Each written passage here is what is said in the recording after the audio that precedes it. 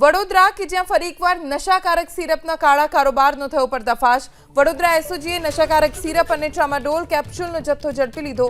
અગાઉ ઝડપાયેલા 2 આરોપીઓના રિમાન્ડ દરમિયાન ગોડાઉન ઝડપાયું। વાઘોડિયાના ટીમ્બી ગામે પામ એક્ઝોટિકા નામની દુકાનમાંથી નશાનો કારોબાર મળ્યો। કોડીન સિરપની 4785 બોટલ જપ્ત કરાઈ। 1,59,000 થી વધુનો ટ્રામાડોલ કેપ્સ્યુલનો જથ્થો જપ્ત કરવામાં આવ્યો છે। પોલીસે કુલ 26,54,000 થી વધુનો મુદ્દામાલ જપ્ત કર્યો। વડોદરા કે જ્યાં ફરી એકવાર નશાકારક સિરપના કાળા કારોબારનો થયો પર્દાફાશ। વડોદરા એસઓજીએ નશાકારક સિરપ અને ટ્રામાડોલ કેપ્સ્યુલનો જથ્થો ઝડપી લીધો। અગાઉ ઝડપાયેલા 2 આરોપીઓના રિમાન્ડ દરમિયાન ગોડાઉન ઝડપાયું। વાઘોડિયાના ટીમ્બી ગામે